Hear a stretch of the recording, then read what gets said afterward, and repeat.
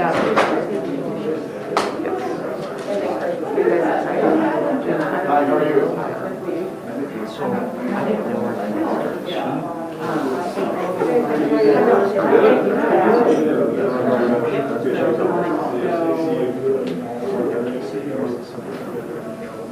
line up after Alan, and then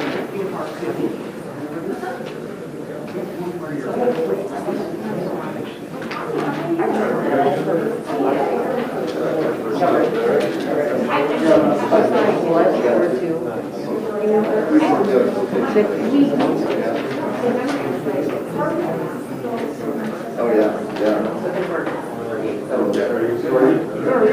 Good. All right, Dave, we'll get going. Oh, perfect.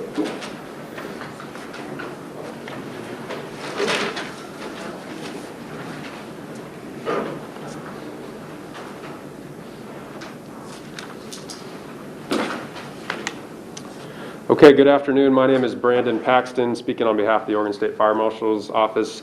Thank you for joining us. This is the update for the September 16th regarding the Clackamas wildfires. We have a number of updates related to evacuations, and we'll be referencing the map behind me. And then for our media in the room, we'll be holding questions until the end, until all of our speakers have presented. Our lineup today is Jim Bernard, Clackamas County Commission Chair, Alan Sinclair of the Southwest Incident Management Team, Ted Coons of the Office of the State Fire Marshal's Office, he's the incident commander here, Nancy Bush, Clackamas County Disaster Manager, and Craig Roberts, Clackamas County Sheriff. So with that said, Commissioner Bernard. Thank you for being here today. I just want to say how thankful we are for Clackamas Community College, who hosted our fire camp. I had an opportunity to visit it today. It's amazing what happened up there and how accommodating Clackamas Community College was. They're extraordinary. So thank you all very much at Clackamas Community College.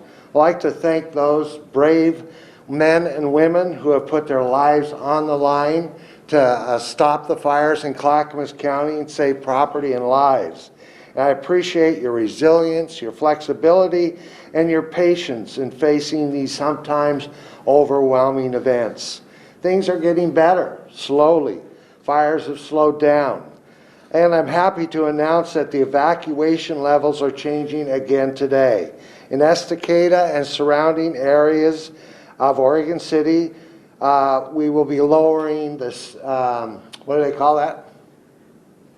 Levels. I want to say zones.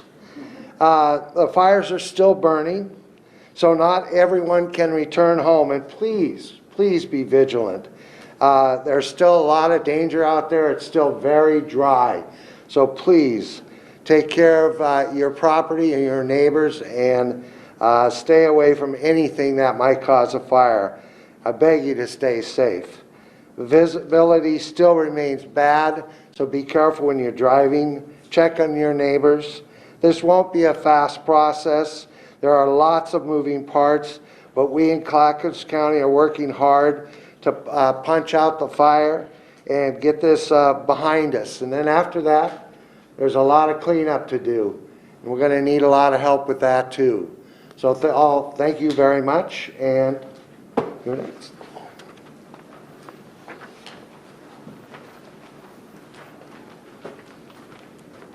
Good afternoon, everybody. I'm Alan Sinclair, Incident Commander with Southwest Area Team Number 1. So we are in command of the Riverside Fire, and we have over 500 personnel today. I believe it's about 538 folks in now. Bringing in the resources that we need to do the good work that's getting done out there to get the containment lines secured around the populated urban areas. And I've talked about the work that goes into that. The crews have to establish lines. They're digging down to mineral soil through a lot of deep duff, which is all the dead material falling out of the trees, the dead branches and the needle cast and all of that such material. They're getting it down to mineral soil. And they're separating the burned area of the fire from unburned areas where they don't want the fire to continue to go. Once those lines are established, they patrol the lines. They look for sources of heat along the fire line and extinguish them, and they secure them. This takes time. Once they feel that they're secure, they wait a little bit to ensure that there's nothing out there that they missed before we start calling them contained. It's a long process. We showed 3% containment yesterday, which is a large number in the sense of the size of this fire. There's a lot of fire on the landscape. This is going to be a long duration incident.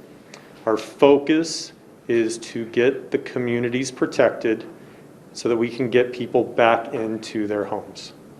I also appreciate all the hard work that's being done out there by the men and women who are here fighting this fire.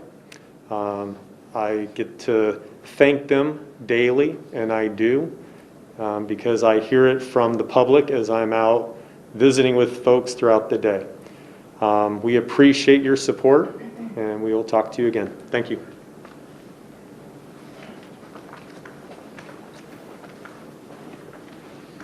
Good afternoon. My name is Ted Coons, and I'm the incident commander for the State Fire Marshal's Incident Management Team that's here in the county, supervising the structural response to the fires.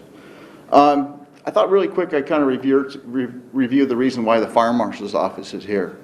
The Oregon State Fire Marshal's Office responds to an issue called the Conflagration Act. When invoked by the governor, that allows the Fire Marshal's Office to mobilize resources from around the state to respond to fires that are beyond local and mutual aid capabilities to handle it.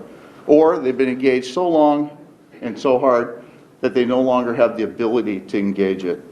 In this case, we arrived to find the fire, a very heavy fire, several fires going with local and mutual aid resources that were involved.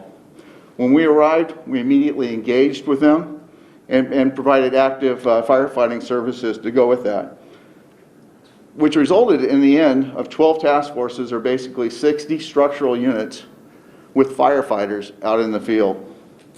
Once the advance was slowed, that allowed us to take the mutual aid units, which are from the surrounding departments, and demobilize them. Then the local fire departments, we were able to demobilize them, allowing them to rehab their firefighters, rest their firefighters, and restore their equipment so they can resume their normal firefighting operations. You know, the important part here in the end is returning the community to normal, or as much as normal, allowing community fire stations to reopen and getting the services back in place. So that's one of the things that we're working on right now. I thought, and that by doing that, we're going to be turning the fire back over to the local resources starting tomorrow afternoon, and we'll withdraw the state resources. I have a few other things to say, but really quick, I thought I'd give an update as far as where we are with the fires outside of the Riverside Fire. The Will Hoyt Fire down in the Malal area, it's at 591 acres. It's 100% line. It's 50% mopped up, and we're continuing to mop that up for 250 feet. And when I say mop that up, if you take the line where the fire is, we're going to go into the black or the burned area 250 feet and making sure it's all cold. There's nothing there. And they're also doing a snagging operation, which means those trees that are there that had the root systems and everything else burned out, and they're very dangerous, commonly referred to as widowmakers are there, we're removing those also. The Younger Fire in the Colton area, 496 acres, 100% line, 30-foot mopped up, working towards 250, and snagging.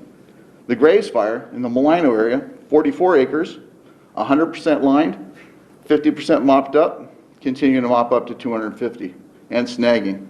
The Dowdy Fire, which is up more towards the Estacada area, it's at 1,452 acres, 30% line. They're continuing the line construction there. They're mopping up operation and snagging. The important part I want to say about that, because we get a lot of questions about the Dowdy Fire, is that fire has not moved or grown in size for a couple of days. Crews continue to patrol that and put out any hot spots that they see.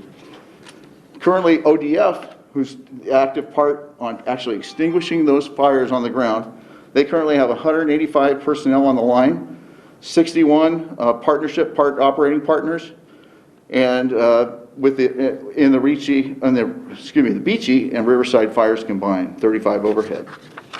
Real quick, I want to say on behalf of the team, since this might be our last report since we're going to be leaving tomorrow afternoon, I want to say how much we appreciate the communities and all their generosity. It's been amazing. It's been an honor for us to be here to serve you. Thank you.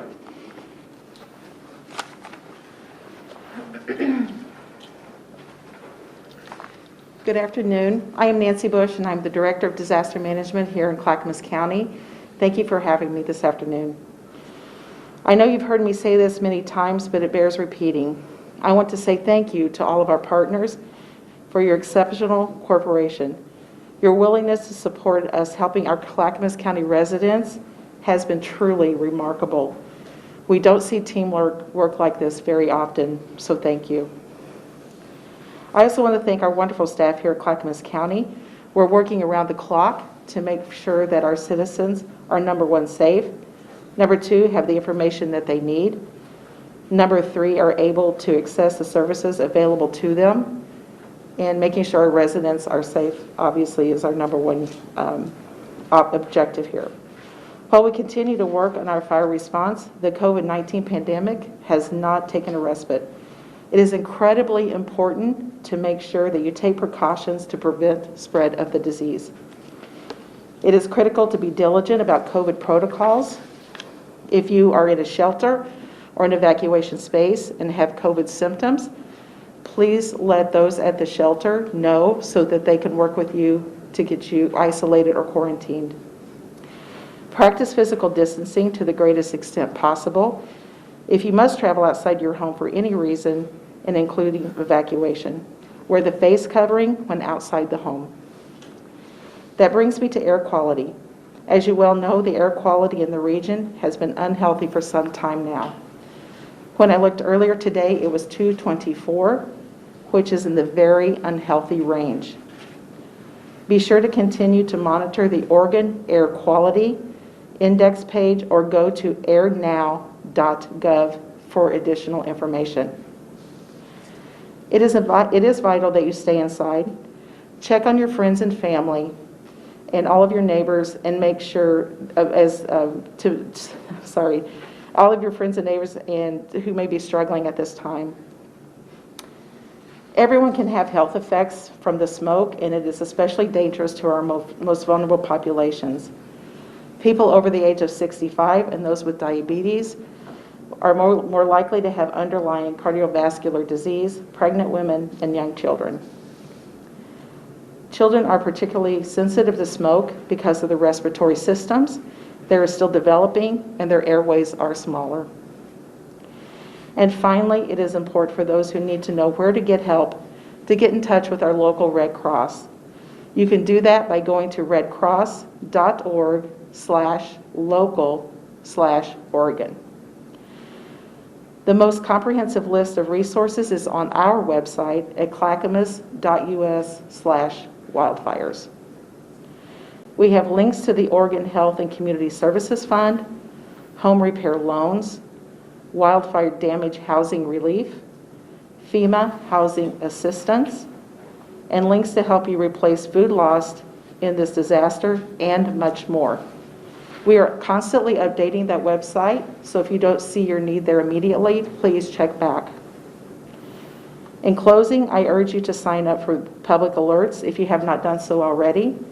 In order to do so, please go to our website at clackamas.us and follow the prompts. As you sign up there, please keep in mind it's not only for this disaster, it is also for future disasters. Thank you, and please take care. Sheriff Roberts.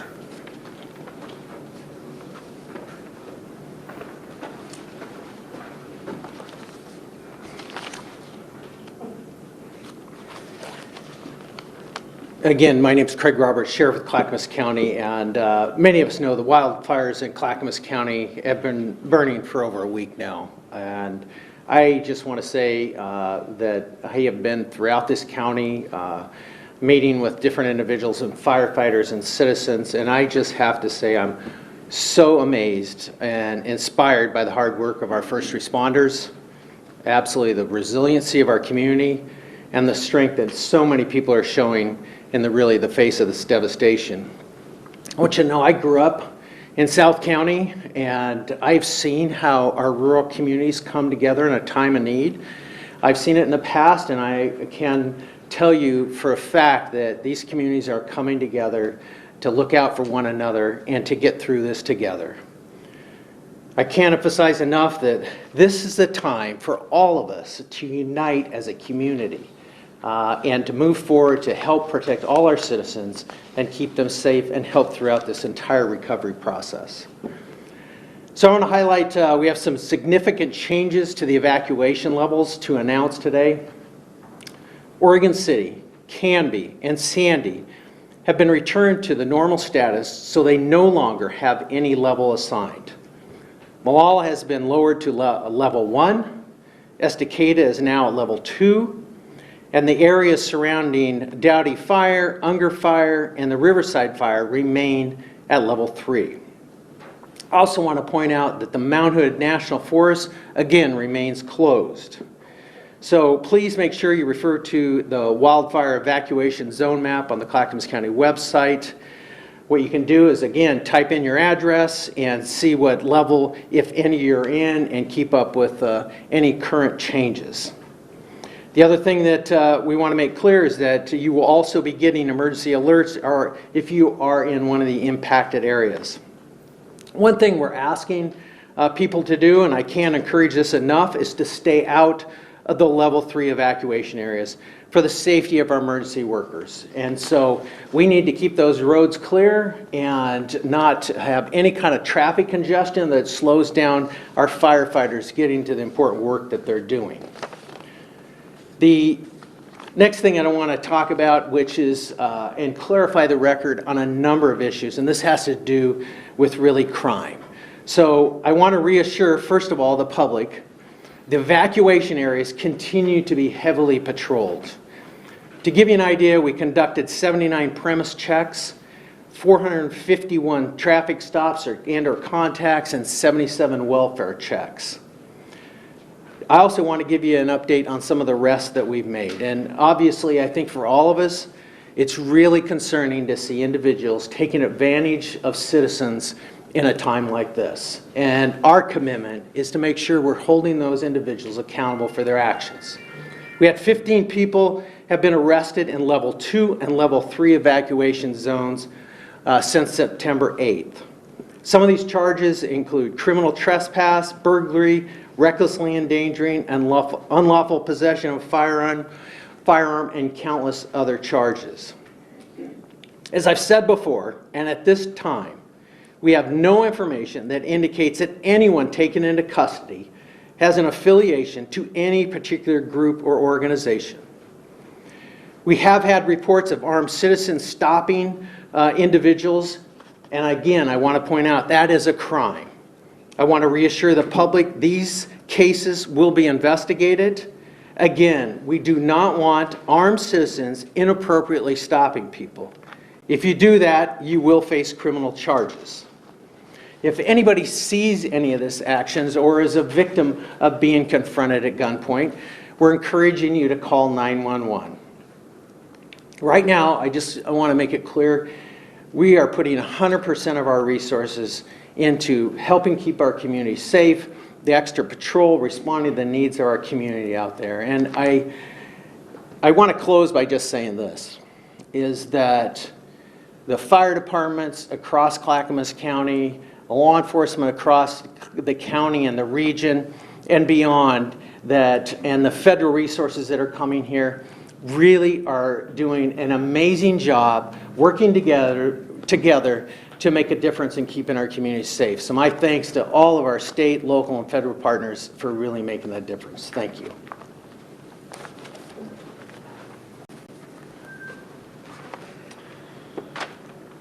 Thank you, Sheriff. Are there questions from the media? Yeah, Sheriff, you know, my first couple of questions are for you.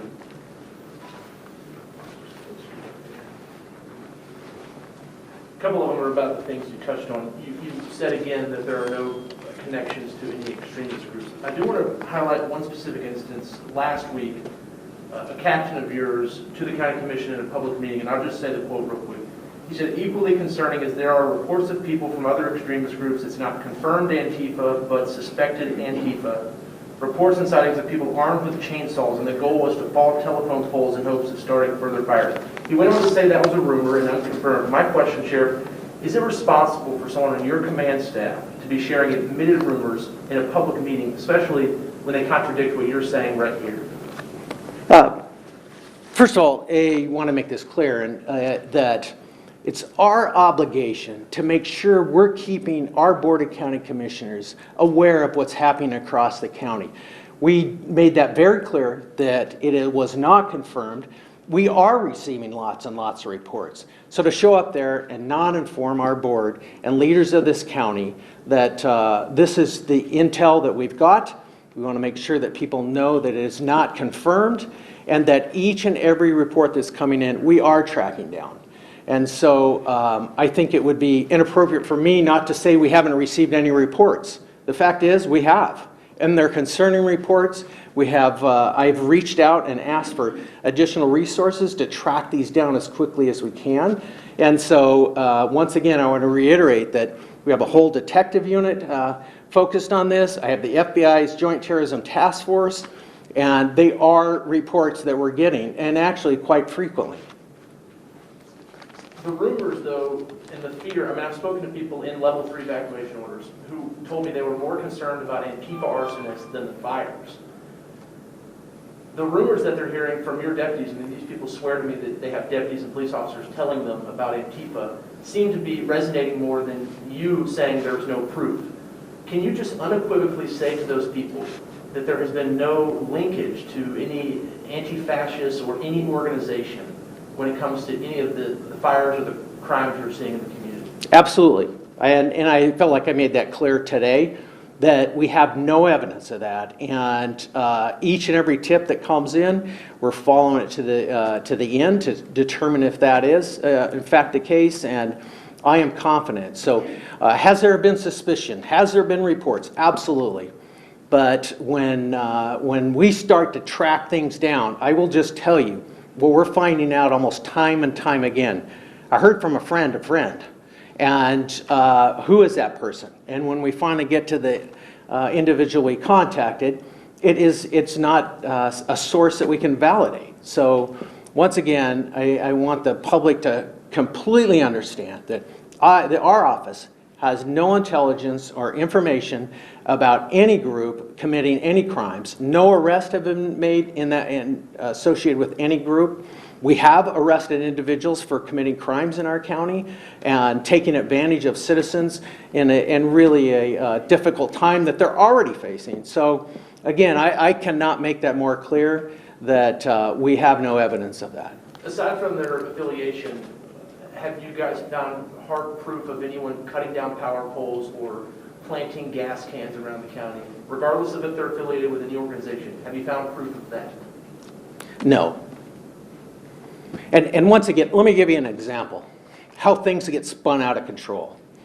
We had some good Samaritans that actually saw a gas can in a suspicious place that just happened to be left behind, and just on their own said, you know what, I'm going to take this and put it in a place so nobody has access to it. So they hit it. Next thing you know, somebody saw them doing that. The thing became suspicious. I called in our terrorism task force folks. They tracked it down. They're actually good Samaritans that are delivering water to the fire folks. They're there to help, and they were trying to do just a good deed.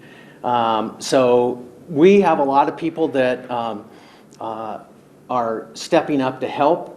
And what we're seeing a lot happen is people spinning that into something that, hey, this is a big conspiracy. And it really isn't. And so, once again, I would just say, call 911, report it, we'll track that down, and we'll find out exactly if they are or not associated with any group. And as of today, I have nothing to show that. And your captain was really just informing the commission of these reports and not giving credence to those rumors. Absolutely. It was reported. This is what we're hearing. Okay. Real quickly on the armed groups, we've been getting calls and emails from people in Estacada who quite frankly are scared. And some of them say that they don't feel comfortable when they look out and see their neighbors armed and patrolling. First off, you were pretty clear what your message is to those people, but what do you say to your citizens who are scared, who are worried about armed, untrained people providing pseudo law enforcement in these areas? I think first and foremost that we have an exceptionally high level of patrol deputies out there.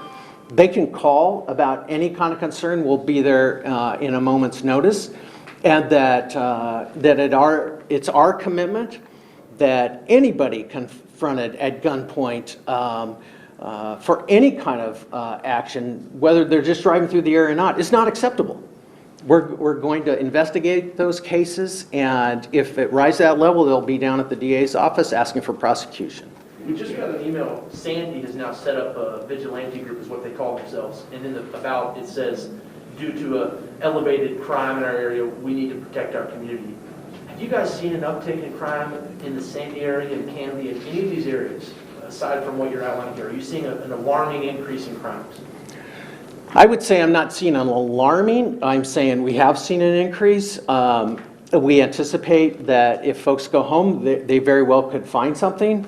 But at this time, I would not say, hey, this is a massive, dramatic increase in crime in that area. I believe a lot of citizens and those that want to commit crime know we're out there. And that if they're up to no good, we're going to sort it out and hold those individuals accountable. Last thing on that while you're here. State law is very clear when you can and cannot use lethal force. You cannot use lethal force protecting a business or someone else's property. Are you concerned that these groups who are arming themselves, doing checkpoints, patrolling their neighborhood, are you concerned that someone might get killed and you would have to respond to that? Well, once again, that's why what we're doing is extra patrol, asking citizens to call. If any of this activity is going on, we want to respond to it. We will investigate it and we will charge them. And I think that where I see things, and I'm having ongoing conversations with the community, I know the fire folks are too, we see things de-escalating. And I want to encourage folks that let's all take a deep breath, that we have that area saturated with patrol deputies. We will be there at a minute's notice, and that if you see anything suspicious, we're encouraging you to call 911. Thank you very much. You Thank could cut the tension with butter knife in some of those communities. Thank you, sir. I have one question for Mrs. Bush from a colleague, and then I'll,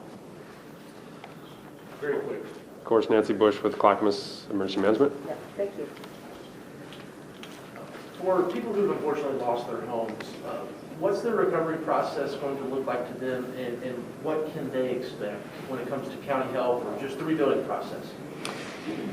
Thank you. So we are working on the reentry process and that particular process right now. We will be working with those that have lost their home, and we'll have recovery centers set up. We're working with Red Cross as well as FEMA and have plans in place for those. We're not releasing those until we work with our fire and law officials a little bit more to make sure that they're set up safely and in the right place. Thank you. Right, anything additional? No call-ins? Great. Well, again, thank you for tuning in today. That concludes our press conference. As always, we appreciate your patience as we collectively respond and work down and de-escalate this situation. You do have the resources available to you at the Clackamas County website. And on behalf of all the first responders, police, law enforcement, and county resources, thank you and continue to be safe.